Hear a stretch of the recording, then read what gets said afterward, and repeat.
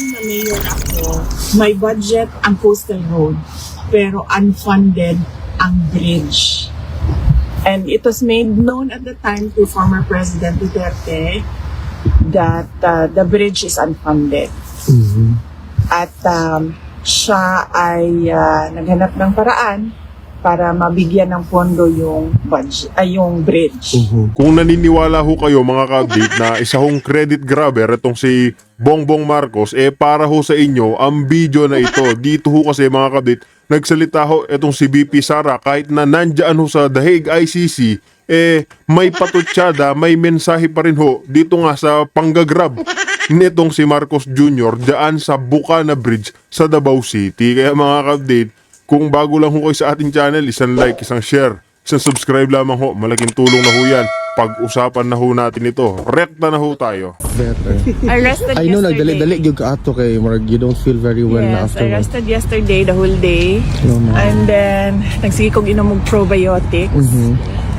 Nag-overdose ko og Yakults. So, mga upat ata ka Yakult. Akong ginainom is Gatorade and also, so tawag ka na, Procare. Ma'am ka ng mga na ba? So, ako ang imnan og Yakult. How do you like the weather so far? I don't like the weather. Thank you. Thank you. 5 degrees today actually. I know that you're about to visit your father. Send our greetings, VP. Thank you. Mabuhay ka. Doon na pa may mga chismis na ihatag para sa ano iya. na? Kay, Ay- punta na biyagin na siya og chismis. Ni-resurface na ba yung mong video about the... Still here? Yes. Yes. Okay. Hello, welcome on board. How are you? Yeah, fine. Your cat is still here? Yes. Unfortunately, Yeah. He wants to go home, huh? Of course. yeah. We all want him Brother to go lives in the Philippines. Yeah. Cebu City. Yeah. So, he was here this summer. And now it's nice and warm. VP, going back, the resurface na tong video where you were announcing about the bridge kasi nga gi-credit grab naman ni Katong Davao Bukana. Bukana Bridge, gi-credit grab naman niya, but hopefully later you will give us an opportunity for a short interview. Short lang, wala yung mga chismis, ano lang, hi, hello. Karon na lang. It's right now na ba? Karon na? Sure ka? 1:30 pang dalaw. 1:30. Oh, sige, karon na lang. Kay magpapiti ko niya. Oh, sige, Kay wait sakit lang. kayo ako ang nagka-cramp sa akong likod. Oh, sige, wait lang. O mga tao to normal na nagpapasisignature. Hindi yung tao na ano, hindi yung tao na walang tao na ano, tao to. Ano ba i-explain yun, Day? AI ba yun, ganyan? Oh, ito, mga normal na tao to. Wala may tao dito. Pwede na direta mag ano? Diri lang ta, ma'am. Wala man may gibuyag so far. Ako ra may gikuan kay nagtuo sila nag drone daw ko. Okay, ano man siya pulis dere? Yani kog police. Good afternoon, Vice President Inday Sara Duterte. Love you. Mama, mag-interview sa dali. How are you today, ma'am? I'm okay. How's our visit today with the former president? Yes, okay lang naman yung visit. It was a good day today. And we talked about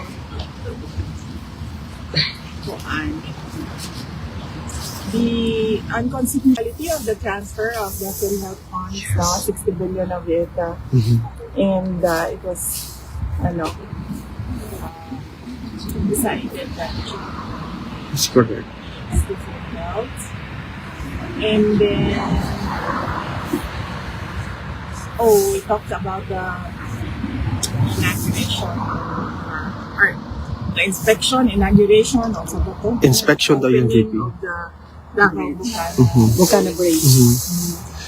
VP, what's the reaction of the former president and you yourself with respect to the unanimous decision of the Supreme Court 15-0 asking the government to return the funds to the PhilHealth Fund? Well, the Supreme Court is the final arbiter of legal cases in our country. And if they say that it is unconstitutional, then it is, and then it should be returned. Rightly so, because dapat ang pera ng PhilHealth ay binabalik o nire-reinvest balik sa health programs ng ating bansa. VP Tama, Inday, tama. earlier we talked about the Bukana Bridge, and you made mention that you're going to refer the situation with the former president. Ano po yung decision ni Yes, former president? nag-ano lang ako kanina kung ito ba kwento yung backstory ng Bukana Bridge. And then he said na okay lang naman. So ang nangyari dyan ay ang Bukana Bridge is kapatid ng buong coastal road ng Davao City. So hindi siya yung coastal road hindi siya makakatawin ng Bangkerohan River kung wala yung Bukana Bridge. At that time na mayor ako, may budget ang coastal road pero unfunded ang bridge. And it was made known at the time to former President Duterte that the bridge is unfunded. At siya ay naghanap ng paraan para mabigyan ng pondo yung yung bridge. So noong nakahanap siya ng pondo ay sinimulan yung negotiations, sinimulan yung mga planning, lahat ng paperworks para doon sa bridge na yon ay sinimulan na. But ngayon, nandiyan na yung bridge, so dapat nating pagpasalamatan para sa akin bilang isang Dabawenyo at syempre sa mga tiga Mindanao na din dahil nagbe-benefit din sila doon sa coastal road na yun, no? Traveling from south to north of Davao in the region. Nagpapasalamat kami kay dating Pangulong Rodrigo Duterte dahil hindi siya tumigil sa paghahanap ng pondo para doon sa tulay.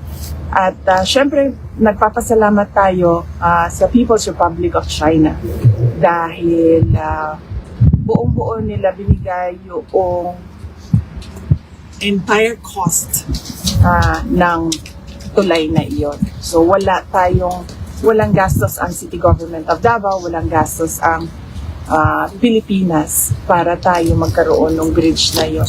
At napakahalaga ng bridge na yon dahil hindi mag-connect ang south to north kung wala yung bridge. What is your reaction, VP, with the statement of President Bongbong Marcos saying that this is one of the 4 legacy projects under his administration so far? Basta sa akin na lang.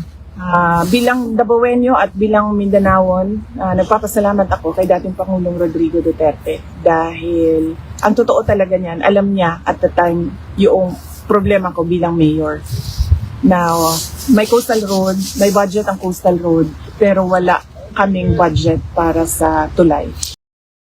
Ang kapal nga ho talaga ng pagmumukha nitong si Marcos Jr. mga kabit. Isipin nyo ho yan, inaangkin niya yung proyekto ni Pangulong Duterte. Ano hong ginawa ni Pangulong Duterte? Naghanap ho ng pondo para ho ipatayo iyan. Hindi ho project ni Marcos Jr. yan mga kabit. Kaya marami ho nagsasabi, katulad ho nitong si Miss Sas Rogando mga kabit, dahil wala hong manakaw ngayon, pati ba naman itong pinatayo ni Pangulong Duterte, yung proyekto niya, yun yung i-grab niya, credit grabber. Credit grabber ka, Marcos Jr. Kaya maraming galit sa yung Pilipino. Wala nang maliniwala sa iyo, Marcos Jr. Di ba? Lahat ho tayo pinaglololoko niya. Pero sino ho ba yung naniniwala sa magnanakaw? Meron pa hubang maniniwala sa addictus gumagamit ng Coca-Cola? Ha? Meron pa ho ba mga kabdit? Wala hong maniniwala. Mismong kapatid ho nga niya, nilaglag siya. Di ba? Nakakahiya ho yung ganyang presidente mga kabdit. Tinatawanan lang ho tayo ng mga ibang bansa. Tinatawanan ho tayo. Yan ho yung malaking katotohanan dyan. Lalo ho tayong mamaliitin ng ating mga, alam niya na ho yan, minamalit na yung mga Pilipino. Dahil ho sa pamumuno netong weak leader na to. At and yes, as I said, yung source of fund, ang People's Republic of China, sila yung pinagpapasalamatan ko. VP Inday, on a different matter, today the determination of the medical records with respect to the competency of the former president will be submitted. Was the submission done already, or Wala akong, hindi ko alam, no, kung nasubmit na ba yung medical records. Ang siguro, tamang tao na sumagot kung ano yung nangyayari sa kaso ay si Attorney Nicolas. VP, is there something that the former president wishes to relay, or perhaps you want to relay to the Filipino people now na malapit na po ang Pasko? Malungkot ang Pasko natin dahil hindi natin gusto ang mga nangyayari sa ating bansa, lalong-lalo na yung mga iskandalo sa korupsyon at yung pag-aabuso sa posisyon at mga opisina ng gobyerno. Pero kailangan natin maging matatag. As Filipinos, we are known to be resilient. Kaya kailangan nating itawid itong Pasko na ito na merong pag-asa sa ating mga puso. At syempre, ipagdasal natin yon na mas maganda ang... Isipin nyo mga kabdita, kahit na sobrang daming problema nitong babaeng nagsasalita na ito, si Vice Presidente, positive pa rin ang lumalabas sa kanyang bibig. Kaya paano hindi natin magiging idolo? Paano hindi natin iboboto bilang presidente kung ganyan mananalita?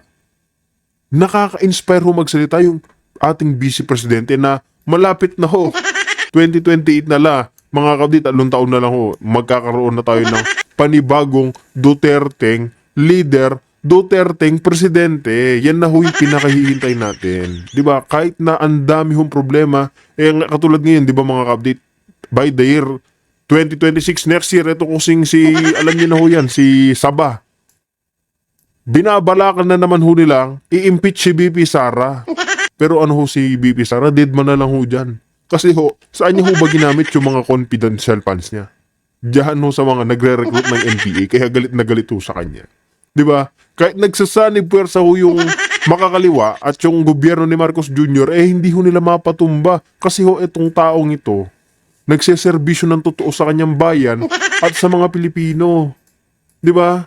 Hindi katulad ng mga, alam niyo, nasa gilid-gilid, sumisinghot-singhot lang ng mga kung ano-ano.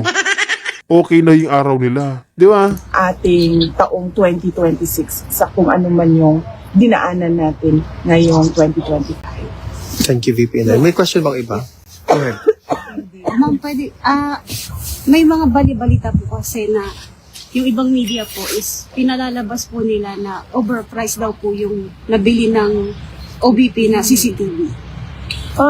Wala pong findings na ganun ang Commission on Audit.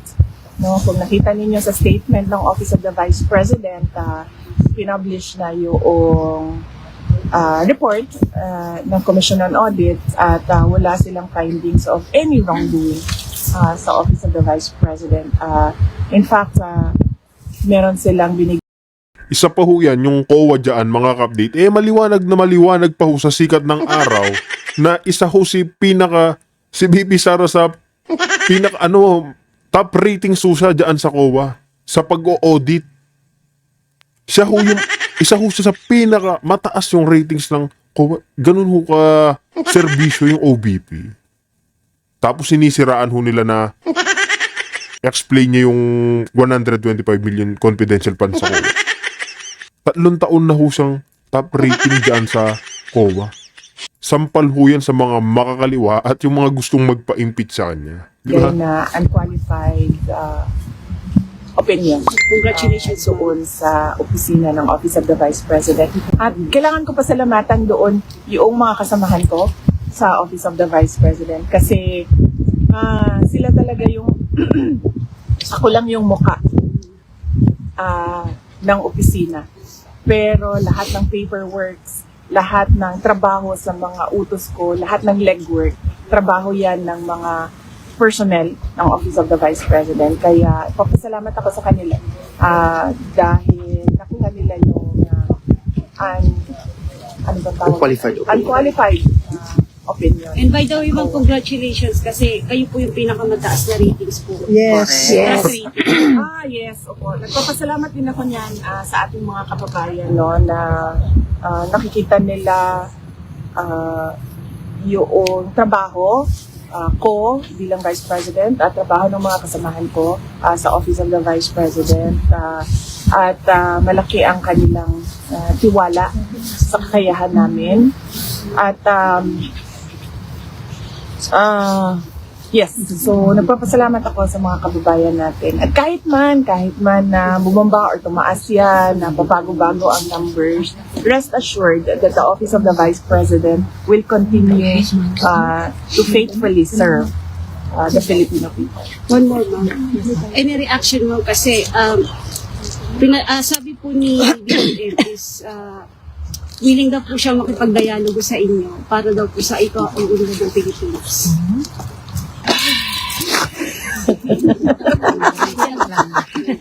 Yun lang. Okay. May iba pa bang question? Ayan. Sige, go ahead. Ma'am, ano po masasabi niyo kay Sandro Marcos na siya yung pork barrel? Well, wala akong wala pa sa akin yung mga dokumento, ma'am, no? Hindi ko pa na-review kasi hindi ko. So, hindi muna ako mag-comment sa ganyan. Pero ang pwede ko pong i-comment ay madami talagang mga insertions. Ang iba't ibang mga congressman. Kasama na si Congressman Sandro Marcos. At makikita natin sa papel yun. Hindi siya chismis, hindi siya yung gawa-gawa lamang. Kasi nakikita talaga siya sa mga documents. Ayun nga yung maganda dyan mga kapatid. Eto ho si BP Sara, wala hong sinasanto, binubunggo niya ho, binabangga niya lahat, pati ho itong insertion ni Sandro Marcos mga kapatid, hindi niya palulusutin. Di ba? Susunod naman ho natin itong si Spock Sari Roque. Kaya kapatid, raktanahin na rin po natin ito. Ay, masayang balita at mabuting balita ngayong araw pong ito ha. Pinawalang bisa po ngayon ng Korte Suprema yung ginawa ng mga bangag na ililipat ang pondo ng PhilHealth, 69 billion, para gamitin para sa infrastruktura. Ay naku po, alam nyo naman po, tayo talagang nagsulong ng universal healthcare at talagang layunin natin ay talagang para lahat ng Pilipino ay hindi na mamamatay dahil lamang sa kahirapan. Alam nyo ba, dito nga sa aking karanasan dito sa Europa, no, dahil dito sa Europa ko natutunan yung universal healthcare na yan. Unang-una po sa Inglaterra nung ako'y nag-aral. Abay, na-shock talaga ako dahil nung ako'y pinapunta ng community nurse sa community center, ay binigyan na kaagad ako ng 3 buwan ng gamot at saka libre daw ang lahat ng aking blood test kada 3 buwan doon sa pinakamatandang hospital sa buong mundo, yung St. Thomas Hospital, kung saan din nagtrabaho si Florence Nightingale. At nasyak nga ako na wow, libreng-libre ang aking mga gastos, no, dahil under universal healthcare po talaga, hindi lang po yan insurance. Bagamat yung mga kayang magbayad, meron din nga talagang binabayad, no? Pero ito po talaga ay pagtugon at sa obligasyon ng Estado na ibigyan ng mabuting kalusugan ang mga mamamayan, no? Kaya napakabuti po talaga niyang universal healthcare na yan. Kakahiya nga po nung aking in-sponsor yan sa Kongreso, abay itong aking staff, hindi man lang pinalitan yung ministry to department. Talagang ginaya yung batas ng UK, no? Well, hindi po siya perpekto kasi ang nangyari, dais ko talaga sanang buwagin yung PhilHealth. Bakit? Kasi pag PhilHealth, ang buong akala nila insurance. Hindi po. Ang malaking pagkakaiba sa insurance at saka universal healthcare, sa insurance, yung mga benepisyo ng mga miyembro ay nakadepende lamang sa mga nakolektang premiums, no? Pero sa universal healthcare, talaga aminado tayo na kulang ang mga premiums para bigyan ng solusyon, no? Yung libreng paggamot at libreng gamot para sa lahat at kinakailangan tustusan ng pondo galing sa kaban ng bayan. Sa ating batas po, ang funding ng PhilHealth para sa universal healthcare ay manggagaling sa, number 1, budget ng pangtaunang budget. Kaya dapat po talagang binibigyan ng pangtaunang budget ang PhilHealth kasi hindi naman talaga sapat yung premium sa ibinabayad, no? Pangalawa po, yung sa sin taxes, yung nakakolekta po sa tobacco at saka sa mga alcohol, kalahati niyan talagang dapat mapunta sa universal healthcare. Tsaka kalahati ng kita ng PAGCOR, kalahati ng kita ng PCSO, no? At syempre, meron pa rin doon sa budget ng Department of Health. Alam natin po na hindi sapat-sapat yan para sa ngayon ay magawa yung nangyari sa akin sa Netherlands, o dito sa Netherlands, na libre talaga ang aking operasyon. 2 operasyon na pong nagawa sa akin, isang major sa spine, isang minor sa scalp, no? At lahat po yan ay sagot ng universal healthcare ng Netherlands, no? Alam ko naman po na wala pa tayo sa puntong yon. Kasi naman, unang-una, ang Netherlands, laking yaman kaysa sa Pilipinas. At pangalawa, 15 million lang po ang katao nila, tayo 110 million. So alam ko na kinakailangan mag-ipon pa ng pondo para yung pondong yon ay magamit nga para sa universal healthcare. At saka hindi po yan parang parang pondo ng GSIS na dapat ini-invest. Lahat po, kabuuan ng pondo na napupunta sa PhilHealth, dapat po yung gamitin para lamang sa unang-una, karagdagang benepisyo sa mga miyembro ng PhilHealth, at pangalawa, para po pababain ang premiums na binabayaran ng mga miyembro ng PhilHealth. Kahit ano pa pong ibang dahilan ng paggastos ng PhilHealth, yan po ay labag sa batas. At dahil dyan po, yan po naging desisyon nga ng Korte Suprema, na ang pondo ng PhilHealth dapat mapunta lamang sa universal healthcare, hindi yan ginagamit sa infrastruktura. Dahil ang nangyari po sa oral argument, inamin nila na ba itong pera ng PhilHealth na 69 billion ay ginamit para sa tulay na nagkaroon na naman ng pondo galing sa South Korea government, no? Ang dahilan ng gobyerno meron daw supposedly crisis, no? At pag nagkaroon ng crisis po pwedeng maglipat-lipat ang presidente ng mga pondo. Sabi ng Korte Suprema, hindi, kasi wala namang deklarasyon na merong crisis, dahilan para mag-exercise ng kapangyarihan yung presidente na maglipat-lipat ang pondo, no? At saka pangalawa, sinasabi pa ng president ng Korte Suprema, pero ito ay hindi kabahagi naging ruling, no? Kasi ito ay hindi naman talaga, kumbaga, ang issue na dinala sa Korte Suprema kung ano yung kapangyarihan ng Kongreso at ng Ekotibo na gumastos galing sa unprogrammed funds, no? So maraming mga nagdi-dissenting dyan na nagsasabi nga na basta unprogrammed funds, yan talaga ay labas at labag sa saligang batas. Dahil ang sabi nga ng ating saligang batas, wala dapat lalabas sa pondo ng kaban ng bayan nang walang basbas ng mga representante ng taong bayan. At ang basbas ng mga representante ng taong bayan, yan ay sa pamamagitan ng pangtaunang batas na pinapasa na pantaunang budget. So, pero malinaw po sa desisyon ng Korte Suprema, hindi po pwedeng gamitin ang pondo ng PhilHealth kung hindi para sa universal healthcare. Hindi po pwedeng gamitin yan para sa mga kalye, sa mga tulay, dahil yan ay para lamang sa kalusugan ng marami at bilang pangunahing nagsulong ng universal healthcare. Ayun nga mga kabdit, dyan tama yung Supreme Court na alam nyo na ho, sa 60 billion na pondo, hindi ho nila pinayagan at ibalik yung pondo dyan sa PhilHealth. Kasi saan na naman gagamitin ni Marcos Jr. yan?